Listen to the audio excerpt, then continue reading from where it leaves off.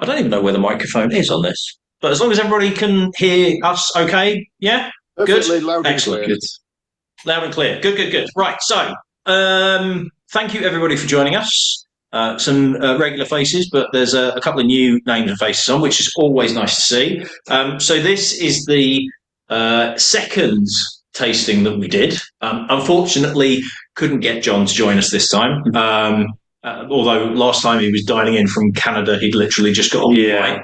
So fair enough. Can't really argue with that. But we do have Patrick, who is in the shop with me this time. Hence the technical difficulties, because we've been playing around with wireless microphones and my phone to see if we can get better sound but still be able to hear everybody, and it's just not worked at all. So what we've got now is so if you're at the first tasting that we did, we looked at the first year's releases. So we had the first release. I think we did first release our barley, and then we did the seasonal edition. So we had the first 6 releases, including the first release. And it was really interesting to kind of see that progression from the first release to the our barley, and then the different directions the seasonal editions were going. And think the cast strength came out literally 2 or 3 weeks after we did the tasting. We'd missed it really close. So we now have essentially the next 7 because I put the cash strength in as sort of a bonus. So we don't have our barley, which is the core bottling. We do have the second crop of the seasonal editions. We are about to hit the third crop, which is next week, next Thursday. Next week. Next Thursday. So we've got the sowing edition third crop. But we also have the limited edition. So it was a UK exclusive single cask that was selected by the basically the Lochlea team, and then your first stage statement, which was a 5-year-old. Yes. Which just disappeared like that. So that was partly the reason for doing this tasting, was not only to look at the second crop seasonal, but also because everybody wanted the 5-year-olds, and the UK exclusive went really quickly. It was a case of, well, let's put it all in a tasting, and then at least we can get people that are going to be able to try it rather than try and find it on auction sites and everything like that. So, do you want to give us a brief overview of the distillery, because this will be going up on YouTube, so the people potentially watching it that aren't aware of like the history behind the distillery, I'm going to have to move that out of the way because I'm going to have to try and put some screens up as you're talking. Just as a refresher for people that have that might have been on previous tastings and things like that. So, do you want to give us a bit of a background, and I will try and seamlessly move between screens like we've planned it. We have not planned it. The production team in full force. Yeah. Evening, everybody. Thank you very much for having me, Ben. Thank you very much for coming along, everybody, and joining us this evening. So a little bit of background on Lochlea. So Lochlea is located about 40 minutes south of Glasgow. We're on the west coast. We are technically a lowland distillery. However, if you look closely on our bottles, we don't actually mention anywhere the region that we're in, which I'll maybe speak about a bit later on. Why we decided to do that. Production began in 2018. The farm has been there for hundreds of years. The first mention of the name Lochlea, I only found out this week, in fact, goes back about 900 years. The name comes from just across from the farm, and unfortunately it's not in this picture. Wait. That one. Oh, there you go. Right. Hey. So if you look just to the northeast of the farm. Oh, I found out that if I move my mouse, people actually see that. Oh, right. Okay. So just in here. That bit? Yeah. There. So in this field here, there is now basically just sort of like a marsh. But at one time there was a small loch in that area. Lochlea means basically loch by the grassland, or loch in the green place, that kind of name. And the name evidently stuck because it's been called that for hundreds of years. We do have a fairly famous ex-resident on the farm. Not those two. Although arguably. Robert Burns. So Burns lived and worked on the farm between 1777 and 1784. His father rented the farm, and there's a couple of wee nods to his sort of heritage on the bottle and your logo as well, isn't it? Yeah. So that dare to be honest and fear no labour. That is a Burns quote. And also the logo itself, the kind of grain of barley, is also sort of symbolic of a quill for writing. So it's all kind of I've never twigged that. Yeah, no, people generally haven't. So it's a wee bit. It's sort of little nods here and there. I mean, obviously, home of Robert Burns in there as well. Yeah, That's a bit of a giveaway. But that on the actual bottle, that's very small. So yeah, fast forward a few hundred years, the farm is now owned by a couple called Neil and Jen, and they've been on the farm for the last wee bit. They were farming beef cattle on the farm until sort of 2018, but it wasn't, being quite as successful as they might have liked. And so they decided to change approach, start growing barley, a decision which is somewhat brave on the west coast of Scotland, where the weather is probably best described as unreliable. But yeah, they started growing barley. Initially, the thought was to just sort of sell this barley off into, brewers and distillers and not really do anything with it themselves. But once the cows were away, Neil, who's a fairly entrepreneurial sort of guy, realised he had all this space and wouldn't it be quite cool to have a distillery? So he enlisted initially the help of Malcolm Rennie, who's on your screen just now. He came initially in a kind of consultant capacity to help Neil, who has no background or knowledge in distilling or brewing or anything like that, to help him decide what equipment was needed, how would the stills need to be set up, etc., etc. And eventually came on as distillery manager for the first couple of years. Malcolm has now left us to go to Rosebank. So Malcolm's I didn't know Malcolm well. I worked alongside him very briefly. His interest seems to be getting distilleries up and running, but then when it gets to the kind of day-to-day management of them, it's not as interesting for him, because before us he was at Annandale, obviously another kind of new one, Kilchoman, and now he's gone off to do Rosebank, which is arguably not a new distillery, a very old distillery, but restarting it again. In his place, we got the inimitable John Campbell. John joined us as a bit of was a surprise for me. It wasn't a surprise for the bosses, but John joined us from Lefroy. So he'd been at Lefroy for nearly 30 years, and had the role of distillery manager there for a long time. John joined us a couple of years, 2.5 years ago now, roughly, as distillery manager, and has been, or production director, I should say, is the proper title, and has been steering the good ship Lochlea since then. He's in charge of course, the spirit, but also selecting casks, and he comes up with the recipes for all the releases that we're going to be trying this evening. That being said, maybe we should crack into the first dram, because I hate to talk too much before people have got a drink in their glass. Let's go for it. So this is we've got the sowing edition. So this is the second crop. Yeah.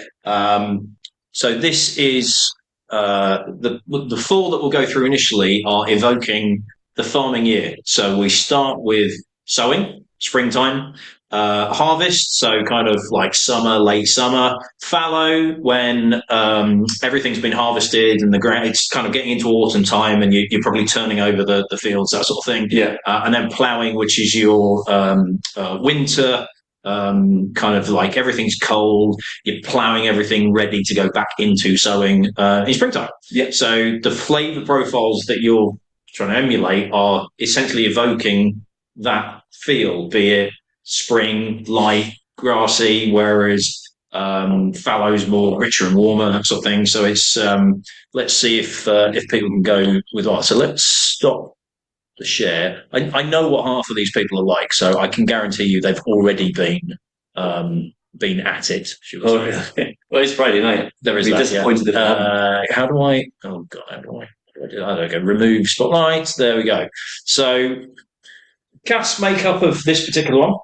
Yeah, so this one is a very straightforward cask makeup. It is entirely made up of first fill ex-bourbon casks from Maker's Mark.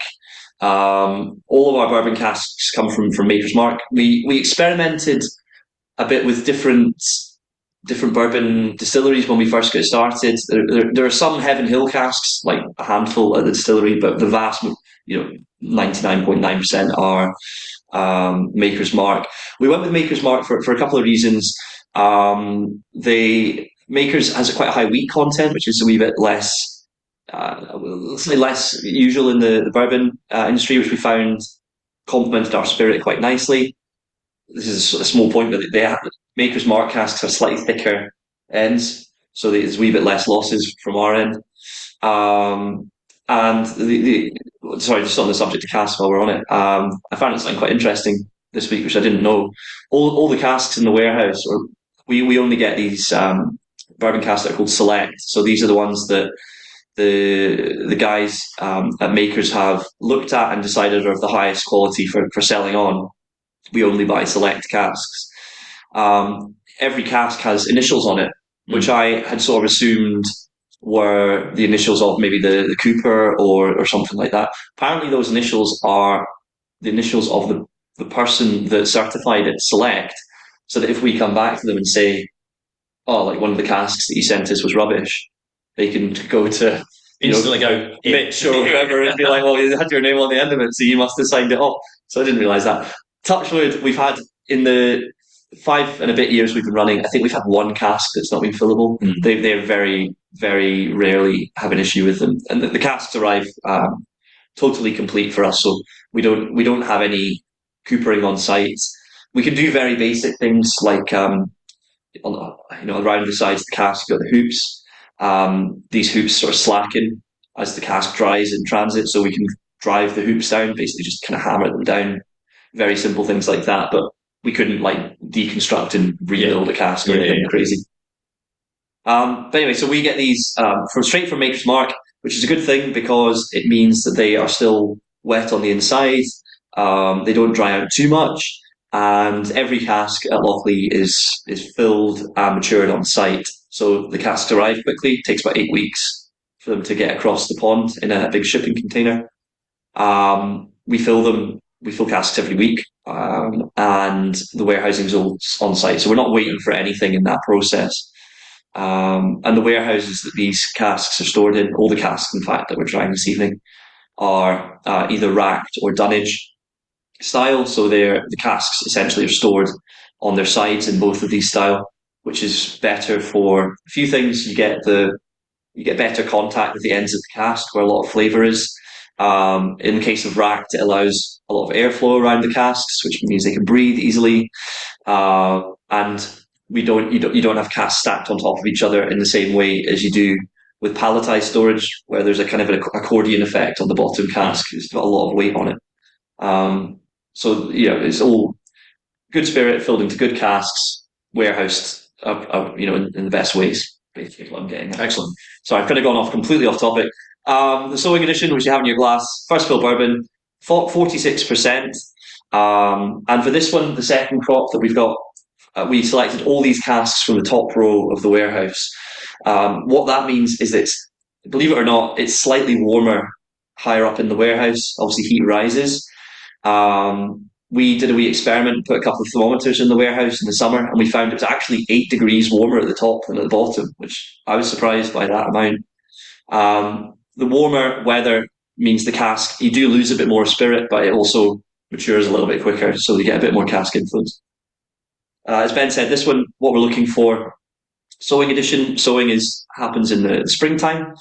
We're actually meant to be sowing barley literally right now on the farm, but the fields at Lochlea look like they're more ready to host a water skiing competition than a barley plantation. So yeah, as with most shit, unless we're going to move into rice whiskey. Well, it's funny. It's like Neil was saying the other day, maybe we should start just growing rice. Yeah, it's not looking good. But yeah, it's not great at the minute. So we were trying to kind of get that springtime feel, nice and light, bright, fresh. I don't like to say too many really distinct tasting notes until people have had a try, because I don't know about you, or whether I'm just very what's the word? Not susceptible, impressionable. But if somebody says it tastes like something, and then I try it, I always taste the thing they've said. So I won't say too much, but have a try and see what you think if you haven't already. Have we got any thoughts in the room already? They're stunned. Stunned silence. It's that good. They just. Or is it just your speakers? Oh, it's good. I'm getting sort of slight peppery notes from this one. Yeah, absolutely. So there's a little bit of, you'll find that across some of the different whiskies that we'll try. There's sometimes a little bit of pepperiness to it, particularly in the Harvest, in my opinion, which will be the next one. So we'll see. Get an interesting. We can compare those two. But yeah, the new make style for Lochlea, which is particularly evident in this dram because it's, the bourbon casks, while they're first fill and all the rest of it, they give less influence than like sherry and Oloroso and PX that we'll come to later on, and things like that. It's probably the best one to get the sort of spirit style. The spirit that we are aiming to create is a kind of a combination of fruity and cereally. So we like to get that cereal note through the whiskey, because we spend a lot of time talking about barley and talking about fields and things.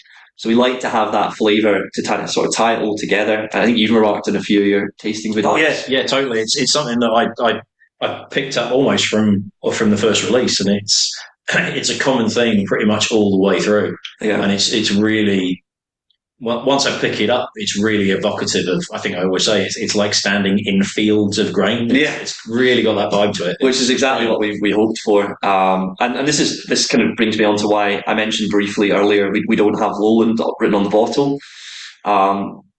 That's not because we're ashamed of our geography. It's because whenever you see Lowland on one of these whiskey maps, it always says light and grassy, which I don't know about you, but to me that is the most boring sounding, region. All the others sound a lot more enticing.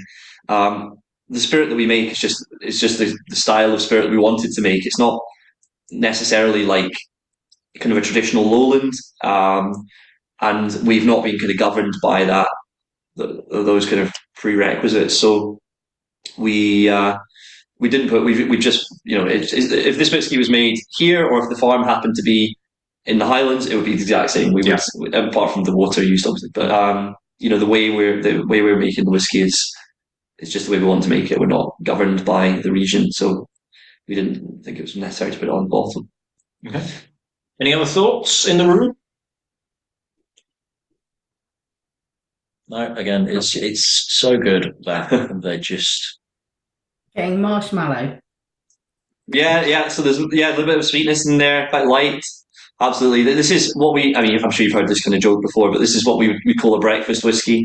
This is a good example of a kind of breakfast whiskey in that it's light, easygoing, nice and fresh, not too long in the finish. So it's quite an easy drinking dram, but good to get the spirit style. And the other thing this one's quite good for is, with all the other seasonal releases that you'll try, if you've tried last year's, we've kind of played with the cask types, so the ratios a bit. This one, the sowing edition, across all the crops, is always just first fill bourbon. So you can, if you want to try, 3 in a row of the same season and see how they've changed just purely down to time, this is the one. Which means I can plug the third crop sowing edition, which is coming out next week. And see how I did that there. Real slick. Yeah. It's almost like it's my job. I nearly missed it. So yeah, I've never heard a whiskey be called I know the cases have arrived here because they're sitting just behind there. They are here. Yeah, they are. I'm looking up now. So that's the next from us. Any questions at this juncture, or anything else to say about the sowing? You say that it's not got a long finish. I think it has. It's quite zesty. Oh, you reckon? So? That's good. I mean, this is the thing about whiskey tastings, is everyone picks up slightly different things. For me, this one is fairly short in the finish, and as we go through, they get kind of gradually longer. With the cask strength at the very end, that we'll try probably the longest. But this is it. Excuse me. Everyone picks up. Thank you. Everyone picks up slightly different things. To be fair, Alan and Paul, I wouldn't trust a thing they say. No, really, mind that. They're just gonna be contrarian. Okay, fair enough. I've never heard of a whiskey being called a breakfast whiskey before. I assume it would go well with my porridge oats in the morning then. Yeah, naturally. Yeah, your black pudding and your and haggis breakfast. Yeah. It's always the Scottish brand ambassadors that talk about breakfast whiskies as well. It's one of these like it is kind of like a standard issue joke when you get your you get your company car and the breakfast whiskey joke and you get sent on the road, and that's basically how it happened. Yeah, premiering in the morning at the whiskey shop in London. Oh, yeah. Oh my god! Yeah, Bottles everywhere. Yeah. Right, so the harvest then, if I can, because I've got my mouse now, although it's disappeared. So if we move on to the harvest, which is that one. sure thing. So this is slightly different to last year, isn't it? Yes. So the first crop was it just port? No, 3 casks. So this one is port primarily, but it also has bourbon and STR casks. STR casks, just in case anyone's not come into contact with them, are ex-red wine casks that have been shaved, toasted, and recharred. Hence STR. We last year it was so this is port, bourbon, and STR. Last year it was port and bourbon again, but all are also in the STR. Yeah. Just slightly different. The STR casks tend to give a wee bit of spiciness or pepperiness in my experience, but port is definitely doing the work in this one. So Ruby port casks. Ruby and Tony, yeah, bit of a mix. Mostly Ruby. From memory, I might be getting this wrong, but from memory, it was 75% Ruby, 25% Tony, of the sort of 50% is port. Yeah. We're getting to like I've got a recollection of the first crop was like 50-50. Whereas I think there's more Ruby in this one. Yeah, I think so. So so the port, whichever way you slice it, the port is doing most of the lifting. This one is, as Ben was just saying, the summertime release, harvest on the farm, generally speaking, late August into maybe early September. Although this year it's going to be later because we still haven't planted yet. But we're trying to get these sort of summertime flavours through. Somebody described it at a tasting I did last year as Wimbledon whiskey, which I quite liked. A lot of fruitiness in there. Yeah, is that kind of strawberries and cream feel going on? Yeah, I remember somebody talking about that. Definitely, yeah. There's a real strawberry note coming through. Yeah, which I think is that kind of combination of the port, a little bit of that tawny lightening it down, that red wine berry note coming through as well. Yeah, it's very, very drinking. Yeah, no, dangerously drinking. Yeah. One of the things that's been interesting to kind of track as the distillery has gotten older and as the casks that we have gotten older is when we first filled casks, we had a vague idea of how things were going to play out, but you don't know exactly how it's going to come out at the end. And so it's been really interesting to see the progress of different cask types and see what complements the spirit more and what isn't maybe quite as complementary. So we've discovered so far, and I mean it's still fairly early days, that I think port and red wine casks of various types work really nicely with our spirit because it accentuates that fruity note that I mentioned before in quite a nice way and brings it out. And it just works well with our spirit. So in view of that, John has been experimenting recently. I don't know how many different wine casks from different vineyards and producers, and has basically just to see what happens. It's part of the job, is just to see put the spirit in things and see how it comes out. So they seem to be developing really nicely for us.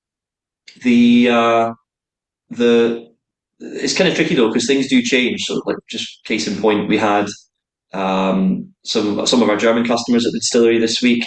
We were showing them some casks, and there was a bourbon cask that when the production guys had last tried it was very dry, like too dry, and now it's kind of aged. It's kind of come through that and is starting to age really, really nicely. So the early indications don't necessarily mean it's going to continue in the way that it is gone. And every cask matures slightly differently as well. It's not like every bourbon cask is exactly the same, every port cask. But as a general rule, we've been noticing that these wine and port seem to work really nicely with our spirit. And you get a kind of sense of that, I think, in this one. Any thoughts in the room? I just say I think it's very nice. I was always really impressed with last year's tasting because everything tasted different, but the standard was very high. And we're only 2 whiskies in, and again, they're tasting very different, but the standard is great. There was one disappointment for me last year, and I'm interested to see when we hit it whether that's improved or not. But Okay. but yeah, That's giving us an air of trepidation about the next few. What a tease! I know. Right, okay. Might sweep for you, clicking them and hoping they're they're blown up. lovely, but again, the first 2 very, very different. Yeah, well, I mean, so when we came up with the concept for the seasonals, I remember actually we go for lunch whenever we're at the distillery. We go for lunch in a wee town called Mochlin. There's a cafe there which I always get. The guys think it's funny that I really like going there. But it's called Castle Cafe. Little shout out to Mochlin's. Sorry, are you about to say this is a lunch whiskey? No, well, that would have been a good joke. That was a better joke than what I was going to make. No, I remember sitting with our commercial director David in the car, and we were driving along, and we needed to come up with a kind of release structure where we could show the whiskey and the spirit in a few different ways, but we didn't want it to be totally like random. We wanted there to be a story behind it that linked to the farm, and that everything made sense, and there was a kind of logic to it. And so we eventually came up with this idea of the seasonal releases because we felt like it ties back to the farm and kind of advertises our, sort of single farm credentials. There's a reason why each whiskey tastes the way it does. We can release them at the appropriate times of year. So it just kind of made sense to do it this way. And then we've done that, in a cycle. Obviously last year was the first crop. Well, sorry, 2 years ago really was the first crop. Last year was the second crop. And this year is the third and final crop. So this will be a trilogy of releases for us. Yeah. Where do you get the port barrels from? We get our port from Miguel Martin so they're down in Jerez. They bring the port casks in and then they get sent up. We get all of our so the bourbon, as I mentioned, Maker's Mark. The majority of our kind of like port and sherry and the SDRs, in fact, they come from Miguel Martin. Again, they come direct. So it's the same kind of thing as I mentioned with the bourbon, where they arrive nice and fresh. Yeah, so that's where we get the sherry from. It doesn't take them too long to travel from there. Yeah, so the guys I know have managed to tip a few bottles of sherry out of some of the sherry casks and port and things. Sometimes they're not too sort of stingy with the spirit they leave in. Any other thoughts, or shall we move on to the next one? I think they're ready to go. There is going to be a slight change to the running order that I've got in the box, simply because having had a chat with Patrick, just in terms of what the cask strength would do with the 5-year-old and the single cask exclusive. So we're going to do, once we get after them, so we're going to do the 5-year-old, then we're going to do the exclusive cask, then we're going to do the cask strength, which was your bonus one. So just the last 2 of the bottles, we're just going to have to swap over. But before we get to there, we've got another 2 to do. So let's go to autumn time, late autumn. Yep. Let's go on to that. And this is the fallow edition. So yeah. Good stuff. Yeah, so fallow, very, very popular one for us. Probably the most popular of the seasonals. It is our heavily sherried expression, as you can probably see from the colour. Last year's one was just 100% straight up Oloroso sherry, ex-Oloroso sherry casks. This year we have turned up the heat a wee bit on that kind of sherry character. So we've actually gone for 50-50 Oloroso sherry and Pedro Jimenez.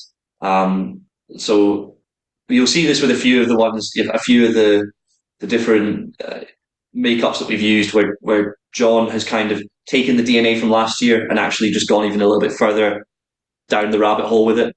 So yeah, this one, a combination of Oloroso and PX, 50-50 split, both first fill.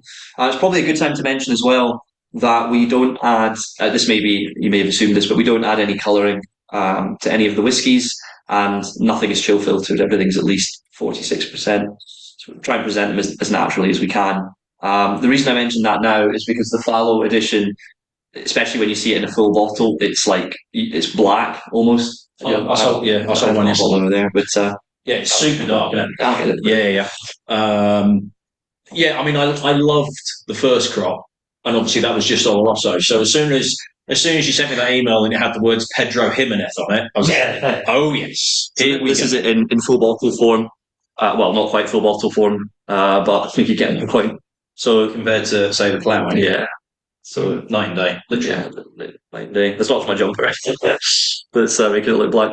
But yeah, so actually, do you know what? The last year's fallow wasn't actually that different in colour. It was kind of that same darkness. And I saw a bottle of it in the office about maybe a month before release, and I said to David, my boss, I said, "Is that the new fallow edition?" And he was like, "Yeah." I was like, David, people aren't going to believe that we've not put colouring in that, because it's, it doesn't take a genius to work out that it's kind of 3-4 years old. And people are going to think it's impossible to get that colour.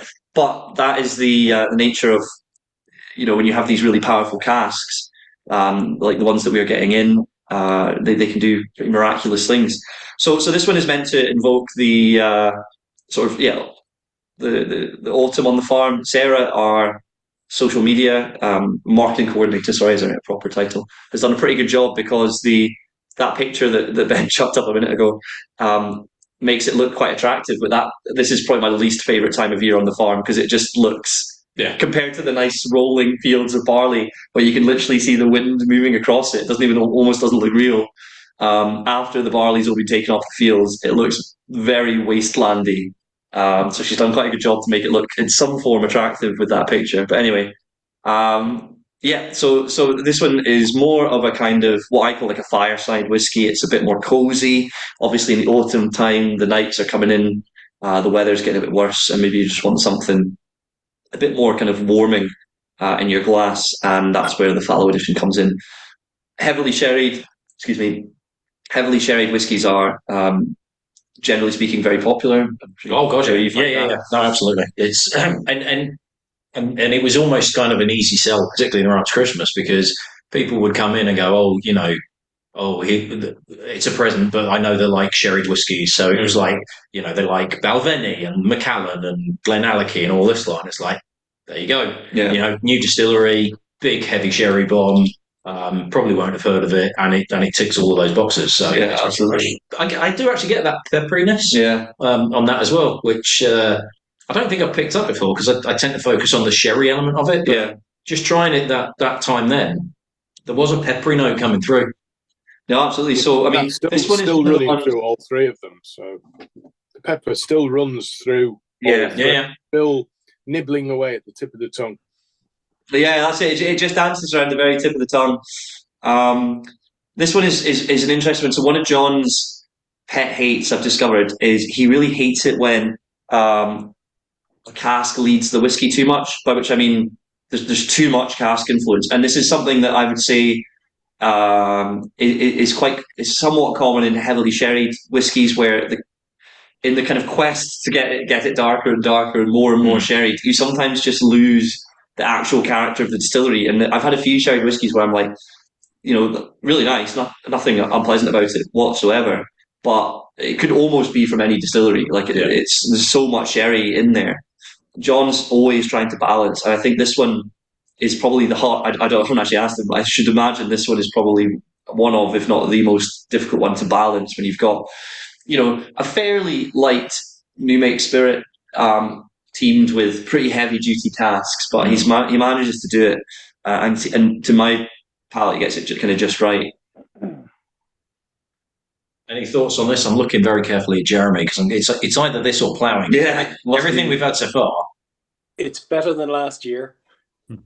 This was it. The fallow actually was the one that I thought was a wee bit flat last year compared to the others. Yeah.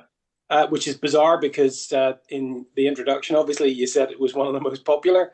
But for some reason, whenever it was tasted against the others had a character, and the fallow just felt a little bit flat. But that one, I would say, has something more to it. So I think it's a definite improvement on last year. Oh, good stuff. I'm glad you think that. He was really drawing out that kind of final opinion. I was like, and what do we think? What do we think? Walking the tightrope. No, it's good. I mean, obviously, slightly different mix from last year. I think the fallow last year. Part of the reason it's so popular is the color. Like, people buy with their eyes, and your kind of caveman brain is in there going, oh, because it's darker, it must have more flavor. So that's why people are drawn to dark whiskies, and that's also why some distilleries will put colouring into whiskies, artificially darkening them because it draws you to it.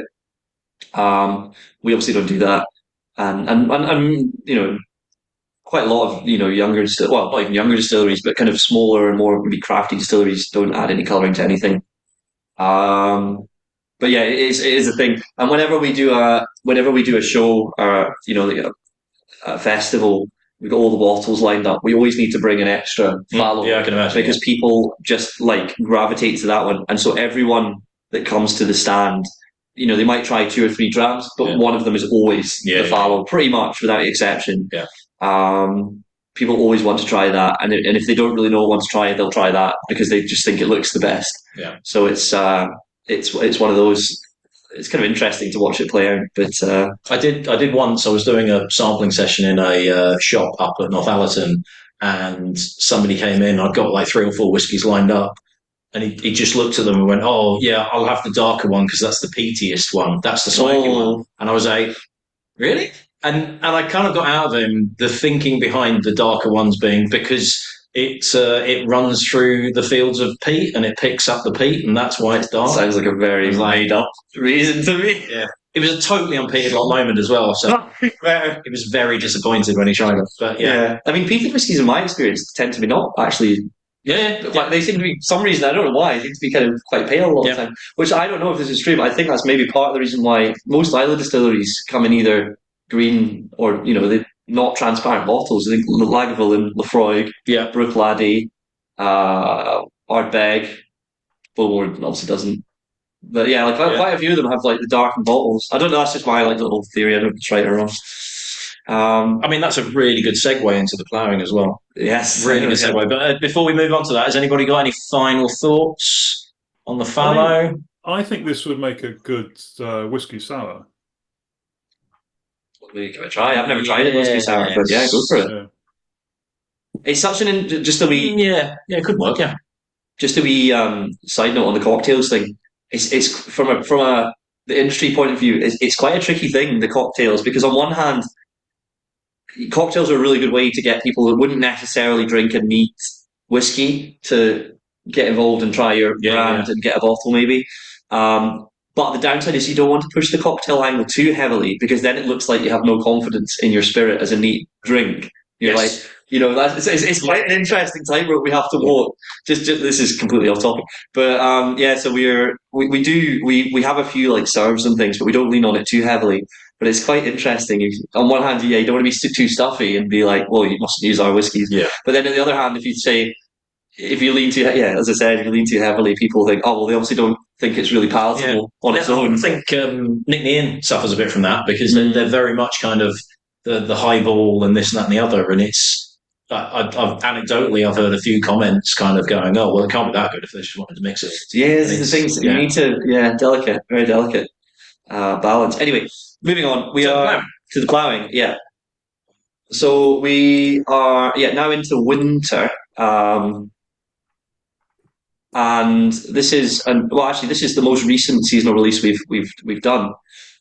This was January. No, it wasn't. This was, I should know this, February this year. Why am I looking at you? Yes, it's my job to know. You work for them. Was it not? It was Bernstein, wasn't it? No, so that was the 5-year-old. That's what's throwing me off. Ah, that's it was either February or March. Yeah, it was after. Yeah, it was February. I think it was late February. Yeah, late. Yeah, it was late February. So I knew all along. Just checking if he was paying attention. Yeah. So this one is a bit different. This one is matured in ex-Isla peated casks. So, Hey, Patrick.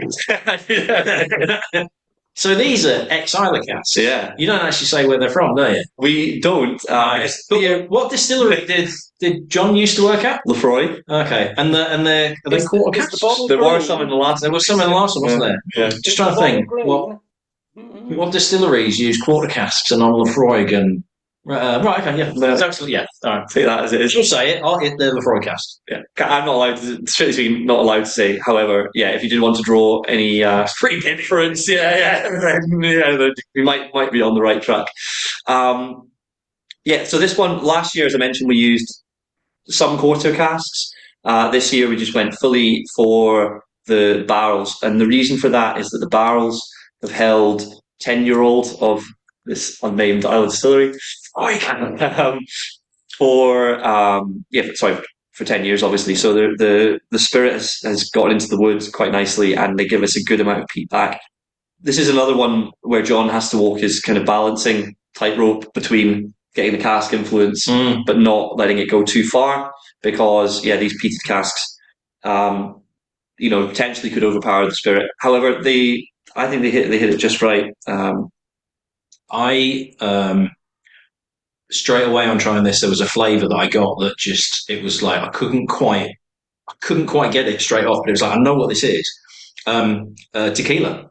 Maybe with the kind of mezcal. Weirdly, there was like that tequila like slightly smoky mezcal. I don't know whether it's the kind of like the cereal note and the sweetness, and then the lightness of the smokiness. It's because it's a cask finish rather than using peated barley. Again, I liken this to Filey Bay's peated finish, which is Kilhoman casks. And although that's slightly ashier, because it kind of picks up that Kilhoman element, which is kind of evocative of them, it's that, again, kind of slightly sweet, slightly delicate. The smokiness is still there, but it's not overpowering. You've got all those flavours of both distilleries in this case. And they're both fantastic. Now, I know it's not on tonight, but there was one of my regulars who he likes his heavily peated whiskies, and I remember him saying at this one last year, it's almost like, well, if you're going to do it type thing. Yeah. But it's difficult you can't get that intensity just using it with cask maturation. No. There's a couple of reasons why we haven't gone down the route of doing a properly peated spirit. The first and probably like main one really is that we don't have any peat on the farm. Yeah. So we're trying to use all the ingredients that we can get on the farm. We are, we'd have to caveat that pretty heavily for this release if we didn't have any peat. The second reason is, as mentioned, John came across from Lefroy. He wanted to, make a kind of move away from that style. What he didn't really want was people sort of saying, "Oh, well, John's just making Lefroy in the Lowlands." That's not him just being kind of, narcissistic either. That's John, when he joined us, had a bigger following on Instagram than we did as a whole distillery. Him as an individual, so he's kind of a big name. And so he didn't want his kind of history to kind of mix in too much with what he's doing now. And thirdly, I think, we're a young distillery. People are still getting to know us. If we start creating different kinds of spirit and things, it can maybe slightly muddy like what are we actually doing. So at the minute, we just create the one kind of spirit, and we kind of stick to that and see how that develops. So those are the reasons why we didn't go down a sort of fully peated, maybe doing it for a week or a couple or a month or whatever route. So now I'm just warning you. You need to be nice about this. Why is that? Because there's somebody on the call that might be involved in this. Oh, really? But I just, because I've got it literally down here. I know some of the guys from Filey. I wanted to. Well, you don't know one of them because he's sat there at the moment. David? No. Oh, no. Morgan. Oh, I don't know you. Yeah. I've not met you. I know Joe and David and Tom. I don't know Tom. I know No. David. And I Amy? know Amy. Yeah. So I thought, just out of interest, I know this is boring as hell for the people watching, but Sorry. I just with it literally being in the cupboard by my feet, I was like, oh, let's just see what the. Literally what I wanted to avoid. Oh, I see. It's kind of, there's a similarity, but there's a difference as well. Obviously, I think the cerealness, if that's that word, comes through quite a lot in this one. Yeah, they are really nicely different. They're both excellent as well. It feels like there's a bit more creaminess from the Filey Bay, but that's what Spirit Yorkshire's known for. This kind of like creamy element in there. You've got that lightness, but I'm fairly certain this is older stock as well. It's almost like I need to keep hold of that, wait for a couple of years for a ploughing, and then get the two together. And it's interesting, those two separate distilleries really do take it in slightly different directions. Yeah, well. They're both brilliant. The finish is quite different. Yeah. It goes in a slightly different direction. Yeah, interesting. I've not tried them side by side like that before. I had tried that release before, I think. But yeah. Well, that's good. Right. So, any questions on the ploughing? Yeah, is it a charred cask? Sorry? Is it a charred cask? Yeah. So the casks are charred, but they're not recharred. It's just we just get them straight. These ones actually funny. I'm getting like a burnt sugar. Oh, okay. Yeah. So that sweetness. These casks travel. And I'm not a peated fan, but all right. He's not actually. That's growing on me. Yeah, do you know, that's funny you mentioned that. I was doing a training today and I literally said that exact thing, that we sometimes get people in tastings and things who are not peated drinkers, but this one is so kind of, like, it's quite gentle. The peat comes on quite softly, so it doesn't hit you in your kind of face too much. These casks, the distillery in question tips their casks at in Glasgow to fill bottles. So, and we are, as I mentioned, 40 minutes away. So these actually travel.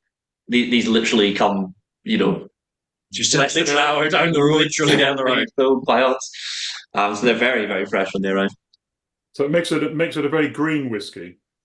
Good for the environment. Very green, yeah. Well, do you know what? It's funny you mention that, because we are actually fairly sustainable in our production. It's just not something that we kind of hang our hat on like some other people do, but just the nature of the site. So we grow all the barley ourselves. All the warehousing's done on site, etc. And there's some other projects on the go, which I'll talk about later on. And just like the happy byproduct of that is that things travel less. So we are greener by extension.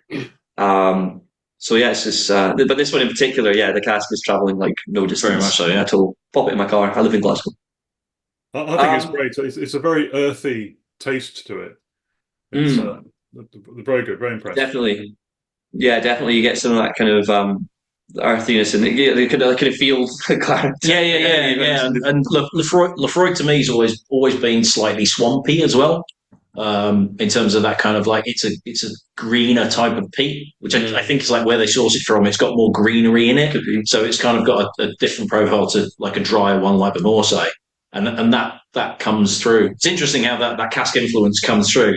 Like with the Filey with Kilhoman, it comes through. It's like, oh yeah, I can kind of pick the element of that. And again with the Lefroy, because that's what it is, you can kind of get that influence coming through on it. I think it's brilliant. I love it. Good stuff. I agree. I think it's superb. I like this one as well, and I'm not a peated whiskey fan.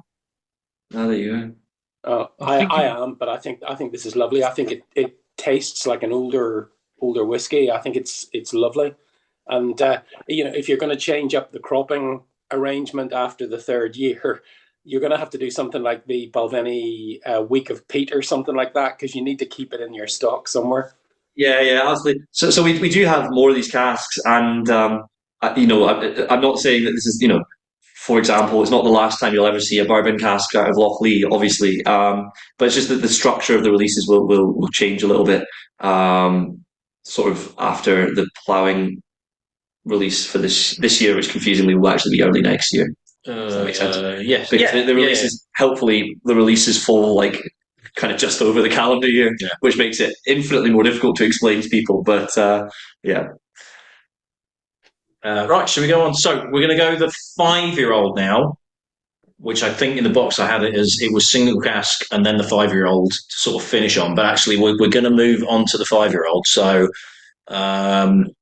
that's to that. Oh, sorry, just before we jump onto this, I meant to say this because it's kind of interesting. Very quick point. You maybe hear people talk about chill filtering sometimes. And the reason that you would chill filter whiskey is so that it doesn't go hazy when it gets cold. We don't chill filter any of our whiskies, and because we bottle them at 46%, generally speaking, it's fine, unless you sit them in snow. And so if you see that bottle in the picture, this was taken obviously in the winter, and it's very cold. So that's the haze. That's what it starts to look like when it gets cold. People sometimes ask about that. And I've just, when you pulled it up, we had a nightmare getting these pictures because the bottle kept going hazy. So we actually had to keep going in and putting the bottle on a radiator to try and bring it back up. But then we just gave up. But that's the haze. Just because it kind of looks like condensation, so I think you can probably get away with it. It's fine. Yeah, it does look good. Right, so not that. So this is the 5-year-old. That was the best picture I could find, slightly fuzzy, I'm afraid. But I am going to, because I've still got the box, so I'm going to, where's that button? Spotlight. Because I thought this was a really, really nice bit of, this is one where the design team have definitely earned their things. So you've got, if I can get them right, this is it. so you've got Lochlea written on the side of the box, but if you turn it that way, part of the O and the L is also the 5-year-old as well. So this was your first age statement. It was. In a very fancy box as well. Now, when I got the stock, I knew I was going to put one. I knew I was doing the tasting and I wanted to put it in. So I opened a bottle to do a tasting note on it and everything like that. The one thing I could not find was essentially what's the cask makeup. So went on the website, nothing on there. And I was kind of like, I don't know what the cask. And to be fair, I was trying it, going, well, I think there's some of this, and I think there's some Oloroso and things like that. And it wasn't until I put this out the back, thinking, shall I get rid of the box because I'm going to open the bottle, or I'll break it down and put it in recycling, or shall I keep it in order to show people this is what it came in? And it was only when I took the lid off and then went, oh, for God's sake, because it's on there. It's on the inside of the bloody lid. So that is the makeup of it. So we've got 5 casks that give you various sort of flavour profiles. So 249 is a first fill Oloroso sherry for silky and sweet. 20 is a first fill bourbon for honeyed and harmonious. Cask 295 is a double matured PX sherry. So I need you to elaborate on that. Viscous and velvety. 25 is first fill bourbon, and then 272 is a double matured Oloroso sherry. So the first fill bourbon is luscious and lively, and fresh and floral for the double matured Oloroso sherry. So you've got 2 double matured casks there. We do. So you've got Oloroso, PX, and 2 first fill bourbon. Yeah. So okay, we'll touch on the double matured first. What we mean by double matured is that it started life in bourbon, and then moved into either Oloroso or PX for those 2 casks. Okay, right, yeah. It's just a different wording for it. I'm not entirely sure on how long it spent in the Oloroso after the bourbon. I think like maybe 12 weeks or so, but I don't know for definite on that. So that's 2 casks. The casks that you mentioned, number 20 and number 25, are actually pretty significant casks for us. Excuse me. So the 5-year-old, when we were coming up with an idea for it, we were celebrating the fact we got to 5. For a lot of the more established distilleries, that's not very old, but for us it was kind of like maybe half decade, kind of good. So we decided to do a special release, also as you mentioned, to kind of slightly stretch our design muscles and do a bit of a project on that, and almost a trial run to see what kind of how does that packaging work? What if we do this? What if we do that? We decided we would use some really special casks to kind of mark the occasion. So we used 2 casks, cask numbers 20 and 25, that were from the very first filling that was done at Lochlea. So when we first started production in August 2018, towards the end of August, the very first filling at Lochlea was 29 bourbon barrels, and obviously numbered 1 through to 29. Cask number 1 is still in the warehouse. Well, they're all still in the warehouse, apart from casks number 20 and 25. So if you walk into the Lochlea warehouse at the minute, the very first casks that you see are the first casks that we filled, and conspicuously now there's a hole between 19 and 21 and 24 and 26, which does slightly wind me up. But it's it's the nature of the beast. So this has in it some of the oldest spirit that we have basically at the time, which was it's just a nice little kind of touch. And bottled at 50% as well. Yeah, so everything was done in fives. So it's 5 years old, 5 casks, bottled at 50%. I said we should probably bottle it at 55.5% just to kind of take the mick out of it. Yeah. But we would have had even less bottles then than we did. So that wouldn't have gone down too well. This gave us, sorry, just on the subject of bottles, those 5 casks gave us about 2,000 bottles at 50%. Yeah. That had to then be split with 26 export countries and the UK. So it was slim pickings in some places. But we did the best we could to get sure everyone could get some stuff. Yeah, when you said I was getting some, I was like, oh, blimey. Oh, yeah, of course. Yeah, it really was a kind of, not expecting to get much of this. So I've tried it initially, neat, and then I've just had a little drop of water, but I've not tried it yet. We got any thoughts on? Oh, that does open it out actually as well. Any thoughts on this? I think it needs just a fraction of water, but it's a fantastic whiskey. Very, very impressive. I get lots of biscuit flavours in there. Definitely an end of the day whiskey. When you've had your breakfast absolutely whiskey, tea whiskey. This comes this is it. Yeah, bedtime whiskey. Yeah. Kind of slightly chocolatey as well, but biscuit like chocolate biscuits, that sort of chocolate digestives. Yeah, quite hobnobs, but that kind of. I don't know. Yeah, a little drop of water, definitely. Not a lot at all. But it just felt still a little bit tight. Have you? Say that again. You're not on mute. I was just going to ask because I think the age statement is lovely, really, really lovely. But I'm just wondering what you're thinking of doing with that. Do you think that the age statement is something that you want to bring into much more of the core arrangement for the distillery? Yes, absolutely. So we looking forward down the road a little bit. We are very much moving in the direction of age statements. It's a question we get asked a lot. There was part of the reason why we did this was as a kind of we're not afraid to put age statements on stuff as we go forward. We so the next couple of years we will be starting to build our core range of age statement whiskies. So we'll be looking for an 8-year-old first, probably, and then it'll be 10, 12, blah, blah, blah, blah, blah. I actually quite like to do the odd numbers just because no one really does. Basically Craig Ellicky, isn't it? Yeah, 13. Yeah, I thought we could have interesting. Yeah. I mean, it's just weird. So we're very much looking towards age statements. And in fact, in one of the warehouses at Lochlea, we have casks that are already earmarked for Lochlea 30-year-old, because that's how far ahead you have to think in this game. We're looking for age statement. It's just a question of getting there. But we will definitely move towards age statements. People sometimes think because everything that with the exception of the 5-year-old, everything that we've done thus far has been non-age statement, that we're going to get to sort of 5-6 years old and then just kind of non-age statement our way through life at that age.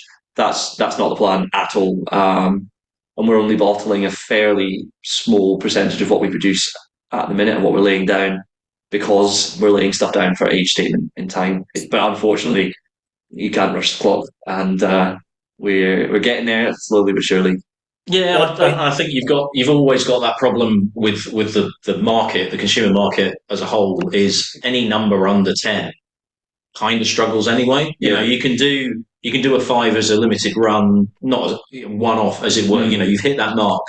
Why not do it as an age statement? But it's the one that I'm always reminded of is Ben Romack when they did the 5-year-old as well, but they did it as a core line. Yeah.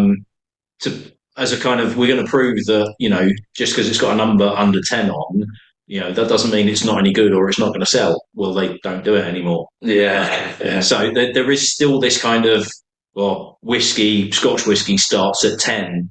I think 8 you can sort of, you can kind of get away with. But I think if you went, we're going to do a core 5-year-old, over time, I think it might prove to be a bit of a risk. Yeah, There's still this perception of, it doesn't really start until it's 10. Now, there's so many new distilleries out there at the moment that are proving it doesn't really matter how old you are. 3, 4, 5, there's some amazing stuff.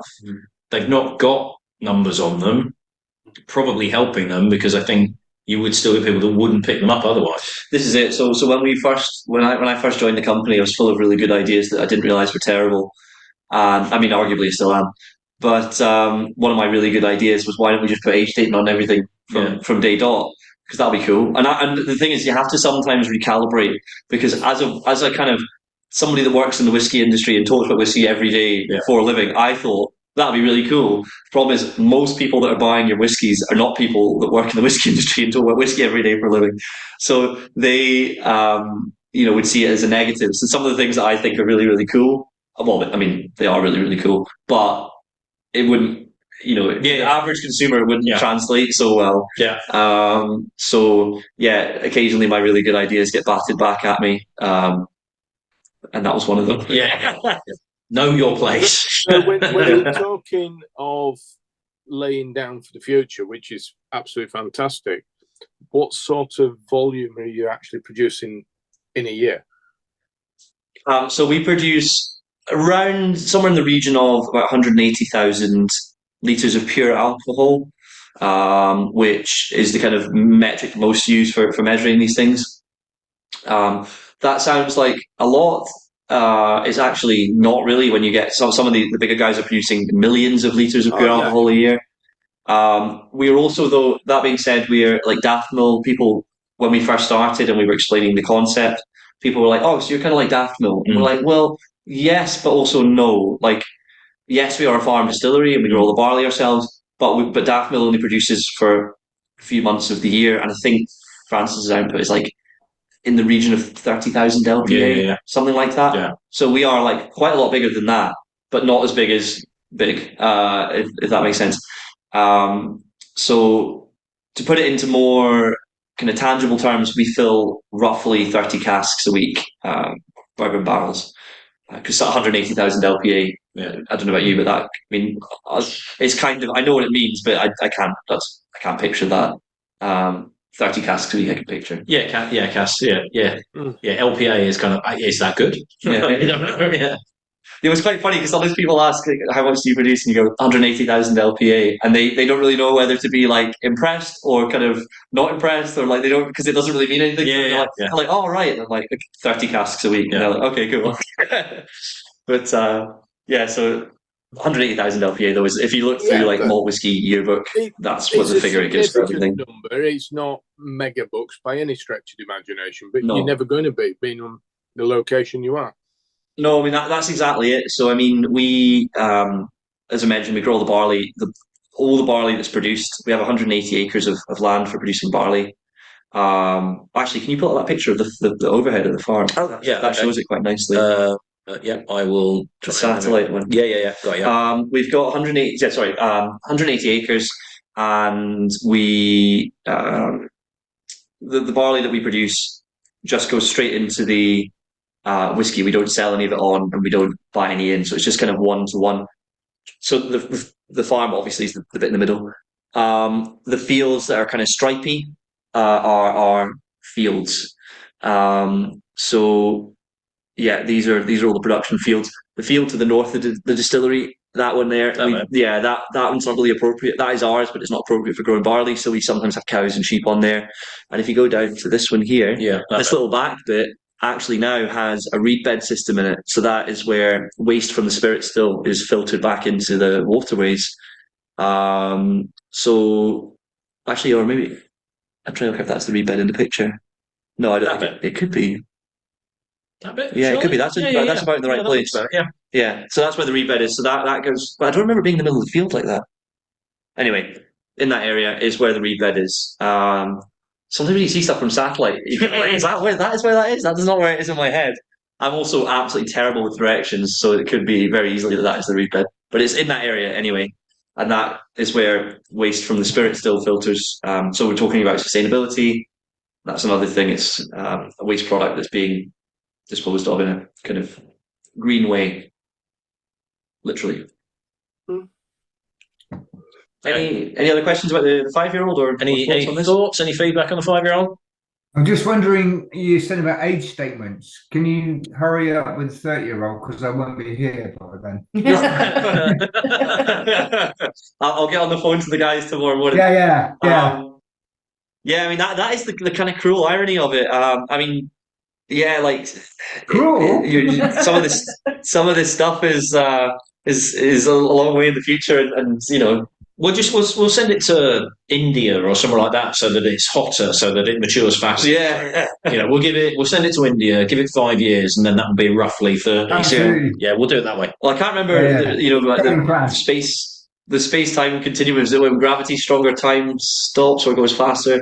So I don't know if we can get a Lochlea spaceship. Oh yeah, if we send it towards the sun, that'll be hotter as well. Yeah. There we go. Absolutely. The accountant's going to love that little. That's one. Yeah, there's another idea for you. Diageo are trying it already. I guarantee. They'll be there. Find that big black hole. Yeah. That's what they'll be saying. So this is your pre-COVID whiskey. The spirit, yeah. So we made all this pre-COVID. This is before COVID was even a word that anybody knew. That's a really depressing way of that is whiskey, isn't it? That is true. Yeah, back when we didn't even know. Yeah. How innocent we were. Yeah, but yeah. So this was all produced, pre-COVID. This would be kind of summer of 2018. The spirit would be being produced for this. Or perhaps we should say pre-Zoom. Pre-Zoom. Yeah.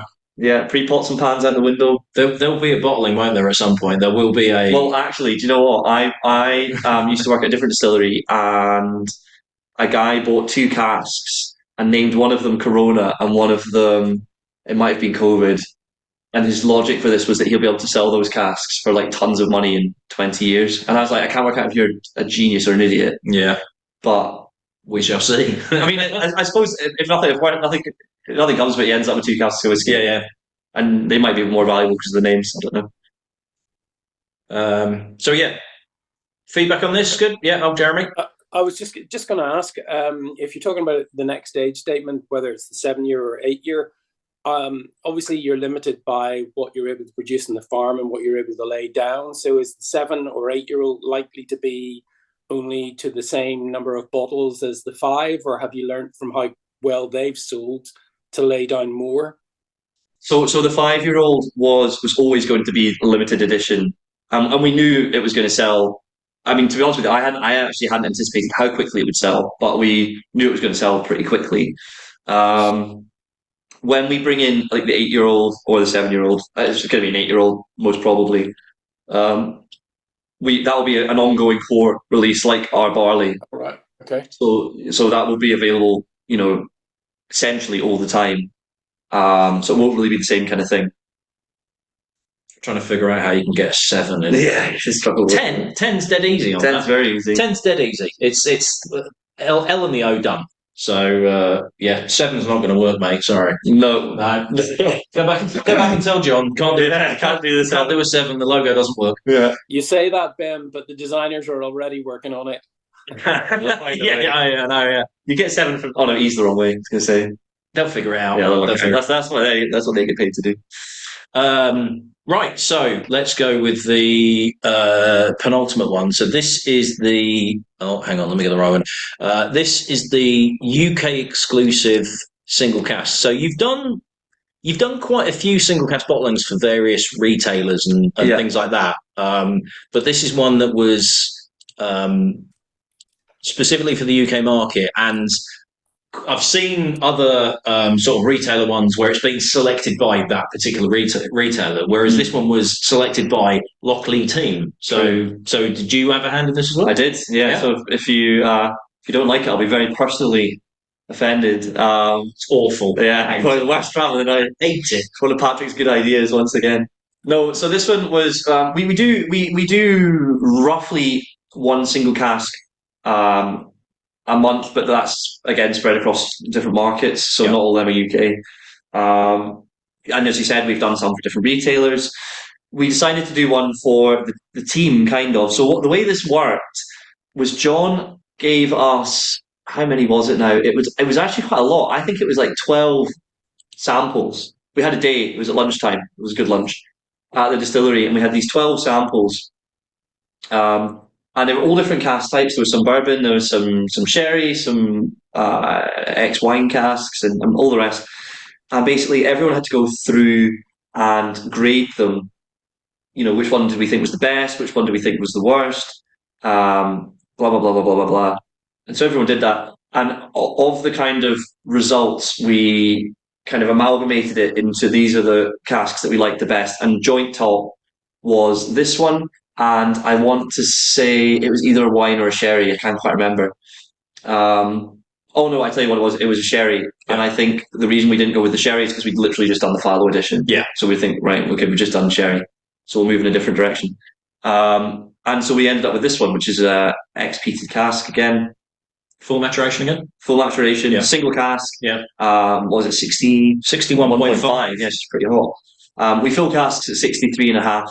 So this is 61.5. So yeah, this was genuinely selected. This isn't just kind of marketing spiel. I've got pictures on my phone, if anyone really wants to see them. But we selected. This was genuinely selected by the entire team, and this is something we've done for a couple of releases. So the Our Barley, when we first were kind of coming up with the recipe for that, that was done with the involvement of the team, and actually, happily, the cask strength that we'll move on to next was also selected by the team. So even though we've got John, and John, has forgotten more about whiskey than I'll probably ever know, he is not at all, above sort of saying to the team, what do you think? Everyone's got different palates and different things, which is pretty cool. And it's cool for us. Yeah. It's cool for us just to be part of it. When a retailer comes to the distillery to select a single cask, they will literally go into the warehouse and try, 4 or 5 casks, and they'll choose the one that they think is best. And we don't really direct them on this. Yeah. We're like, here, these are the ones you can choose one. So it's kind of the same. We kind of did the same, but just for ourselves, which was quite fun. It was a good day at work that day. Didn't get much done in the afternoon. Definite perks of the job, isn't it? Yeah. It surprised me when I first tried this because I hadn't twigged that it was peated casks. Yeah. So I wasn't. It kind of caught me off guard. But I think it drinks really well, even at 61.5. Another drop of water. Yeah, absolutely. There's a really nice kind of weight to it. And I kind of on the nose neat. I was getting almost like a white winey note as well. Yeah, for sure. Yeah, no, it is. Well, I mean, obviously, I like it because it was one that you chose. Well, I should hope so. Yeah. Any thoughts on this in the room? Some nodding heads, which is always a good sign. Oh, Morgan's. Is it initially bourbon matured? Sorry? Is it initially bourbon matured? Yes. Yeah. Yeah. For me, similarly to Ben, on the nose, I wouldn't have guessed there was any peated finish at all. It was like big caramel punch. Like it smelled rich vanilla caramel. But then the peat's delicate, and I agree with Ben. It's the same. Like for the strength of it, it's really drinkable without water. I'm yet to take. I've just added a tot. I'm yet to even sniff or taste with water. But no, the nose of this one reminds me a bit of like there's like Karamak bars. Do you remember them? Oh god, yeah. The rich creaminess of it. Yeah. Creamy sweetness. And then the peat, it comes through. Yeah, definitely on the tongue. And our peat are ex-peated casks. For me anyway, they have a tendency that the peat doesn't really happen too much in my nose. It kind of happens just at the very back here, and it's just like a little kind of very gentle, just kind of like almost like incensey kind of burns. You know what I mean? Yeah. Not that it smells like it or tastes like incense, but that kind of just very gentle smolder. It's interesting, sort of nosing it neat, because I think I definitely prefer it neat, but nosing it neat, there is that, as you say, kind of like Karamak, creamy, vanilla-y note coming through. And there is smoke, but because of the ABV, part of my head's going, oh, well, that's just because it's 61%. Yeah. Rather than it being, oh, it's actually smoky. So it really catches you off guard when it hits the palate. But yeah, for me, I think, I would happily drink this just without water. I think it's lovely. I think. Yeah, no, it was cool cool thing for us to do, and it's also interesting because you get when we do these kind of things, everyone has slightly different palates, so it's really interesting to see. Like some people will really like a cask that I think is like not good at all, or not good at all, but like I'd be like I would definitely not choose that. And I have a slight tendency to lean towards the kind of weirder casks and the weirder flavors. That's possibly because again, perks. Yeah, I was going to say that. Perks of the job. We get to try lots of different whiskies. So I think when I find one that's quite distinct from other things that I've tried, I'm like, oh, that's interesting. Problem is, sometimes it's interesting and not necessarily a good way. So Yeah. even though I'm like, oh, that's really cool and interesting, it's actually, judged on its own merit. It's kind of like, maybe it's not the best one here. Thank you. So it's something I've had to kind of temper as my taste for slightly different changes. How many bottles were of this? I can't remember if you said it. I haven't said it. That's partly I'm trying to remember. It was 240 something. I think 244 possibly. Yeah, so 243? Could have been 24. It was 24 something. Yeah. Very, very, very few. Just disappeared as it. Yeah, again, it was a tricky. It's tricky when you're having to do the allocations for stuff like that.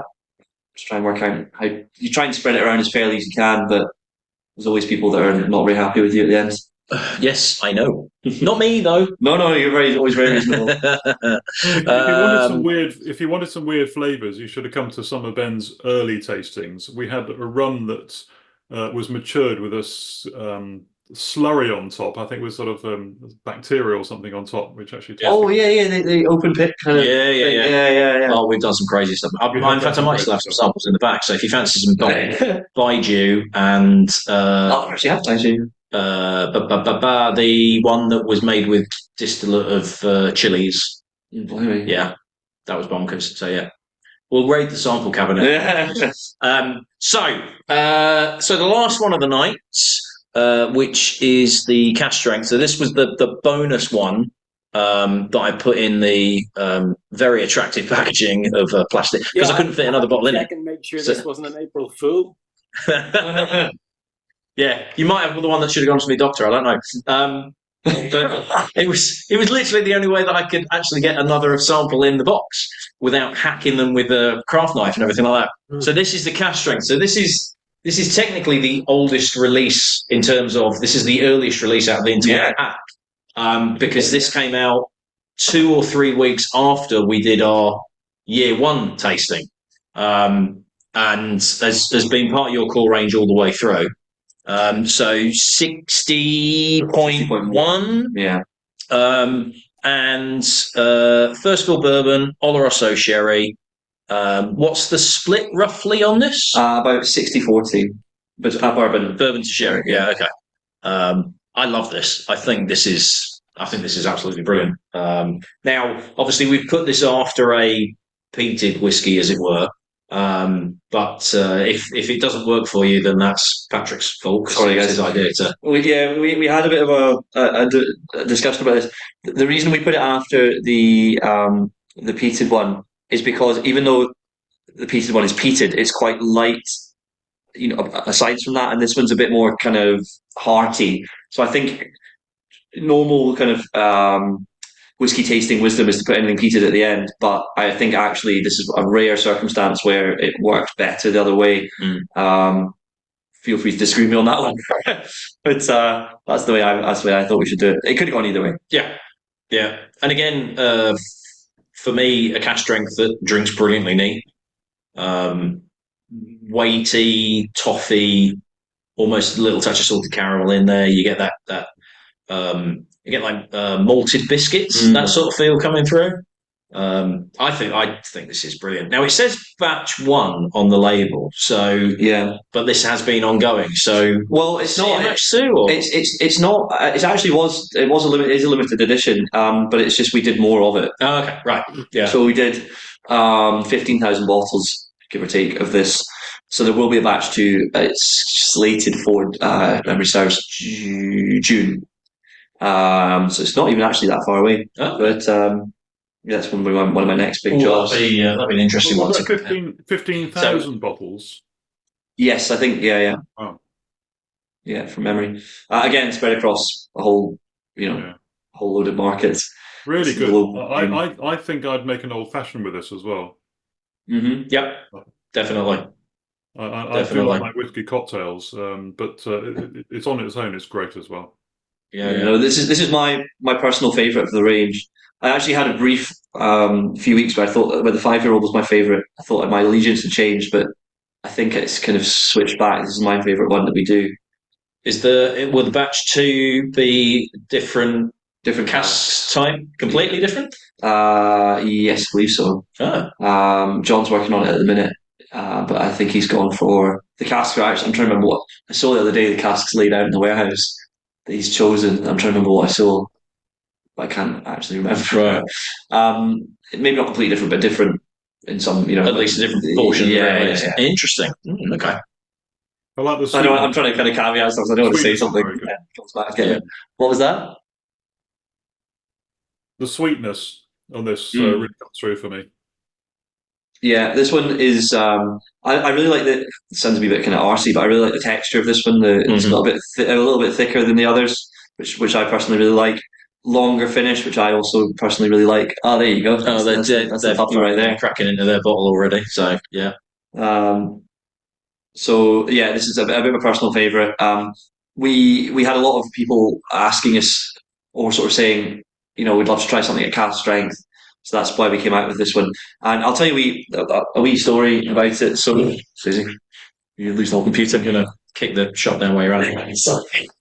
So this one has this kind of the kind of grey label, kind of grey. Sorry, turn it the wrong way. Grey black label. This colour. We were initially going to use this. Oh, yeah, that'll be easy. That'll be easy. Oh, there we go. We were initially going to use this colour for the ploughing edition. So the two colours that we could have used for the first time we did ploughing were the pale blue, the kind of ice blue, or the black, or the kind of grey. And I really wanted to use the grey for ploughing, and the grey would be the ideal would be that's kind of like charcoal or kind of like char. And I was kind of slightly gutted when we used the pale blue. However, when we did the cask strength, I was like, oh, it's so much cooler that this one's got this slightly more like dangerous looking label. Because all others are quite bright and cheery, and this one's just a little bit more. Yeah, and the ploughing's it's kind of got that slightly cold feel. Yeah, well, it does. So now that I got used to it, it makes sense. But we had. It's kind of funny looking back on it now. We had different colours. One for the fallow, just on that subject. The other colour that we could have had was mustard yellow, and we went against it because I thought it looked like a big bottle of honey, which isn't a bad thing. But that dark colour with yellow just looks like honey. Yeah. And once I said it, nobody could unsee it, so that was the end of that. But anyway, this is the cask strength. My favourite one, and a good one to finish on, I think. Yeah. Emma likes this. She's nodding away. Yeah. Any thoughts? Yeah, a thumbs up from Kath. That's always good. Yeah, lots of thumbs up around. Thumbs up around. Excellent. So just quickly to recap, what's been everyone's favourite they've tried? Controversial. I was almost going to say the 5 because I thought the 5 was lovely, and I hated the fact that I liked it because I can't get a bottle. But the 2 cask strengths I think are supreme. Good. They're both different, but I think the cask strength is just superb. Excellent. Oh, glad you enjoyed that one. So it makes me feel a little bit better that I didn't get a 5. As well. What was that? The fallow edition as well is another great one. Yeah. Fallow edition's lovely. Good. Certainly those 3 are street standouts. Yeah. Excellent. I really liked the sewing edition, just to throw that out there. I really like the sewing edition because it just gives me pear drops. Yeah, super peary, the sewing edition for sure. Yeah, absolutely. Yeah, so this is I don't know, pear drops. It's lovely. Yeah, no, good stuff. This is the thing. That's why we make so many different ones. So the plans for Lochlea just in the immediate future. Obviously, as I mentioned, we're bringing the crop series to an end, unfortunately, with the 3rd crop, which is coming out next week or begins next week. Was it always supposed to be 3? No, it was going to be 4 initially. Okay. The reasoning behind the decision to do 3 is that we were thinking about it, and I was speaking to people and my colleagues were speaking to people. What we kind of realised was the first crop when we did it, people didn't really understand what we were doing, because we hadn't done it yet, and it's pretty hard to go into a shop or tasting or something with one bottle of sowing edition and be like, right, this is part 4. Yeah. The other 3 parts don't exist yet, but they will do in the next 9 months. Once we did the first crop, people were like, oh, okay, we understand. This is what you're doing. So the second crop was kind of like, people got it. They were like, oh, so the sowing edition is the kind of lighter one, Fallow's the sherry, blah, blah, blah. I think it's a nice thing to do the third crop and make it a trilogy. I think if we stretch the idea to 4, it would just be like, oh, right, okay, so by the time we got to the 4th one, it was kind of like, oh, right, okay, so you're doing it again. It just have slightly lost its sheen. So we decided to cut it from 4 to 3, basically just to keep it interesting, and then we'll fill the time between the end of the crops and the start of the age statements, which will still be like a year and a bit away. Yeah. With we're still working on that, to be honest with you, but we'll have some nice things to share with you in the interim that will kind of build us into the age statements as a kind of run up. So that was the reason for that. On the site itself, the big thing that we're looking at the minute is the construction of our own malt floor. So we are going to start, touch wood, we should have broken ground on that this year, thank you. We've done some malting on site. We do maybe about 10-15% of the malting ourselves on the site at the minute, but more in a kind of experimentary? No, that's not a word. Experimental, there we go. Experimental fashion. We're going to build our own malt floor and start doing 100% of the malting on site. This means that we will then be only one step away from being entirely full site or own site distillery. The only other thing we need to build is the bottling line. When we were looking at the 2 things that we needed, we decided that the malting was kind of more important for the story than the bottling, which I think it is. Yeah. The bottling line will come in the next few years, and then we'll be at a state where barley seed essentially arrives at Lochlea, and then 10, 15, however many years later, 30 years later, a finished bottle of whiskey would leave Lochlea, having never left at all. It would all have happened on the farm, and we'd be the only distillery in Scotland that's doing that. We're one of only, I think, 2 that grow all the barley ourselves at the minute for every release that we do. So we're already in fairly rarefied company. The other one being, of course, Staff Mill, which we've got alongside ours. But we're quite excited about that, and it's going to be pretty cool when we can get that up and running. That's the main plans for us at the minute. Excellent. Yeah, cool. So if you did want to purchase any, as always, I do my usual 10% off. So there is the 5-year-old and the UK exclusive casks have gone, but there is still stock available of Sowing Harvest Fallow ploughing. I sold my last bottle of fallow yesterday, but I can get some more quite easily enough. So I've kind of set it on the system that if you were to buy one, it would go through, and then you might have to wait a little bit longer because I need to get it. But everything else I've got in.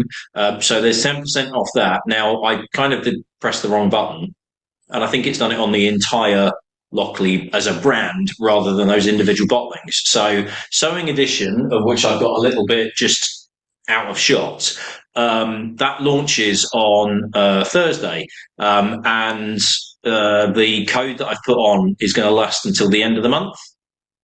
So seeing as you are on the tasting, you can also get 10% off that if you use that code.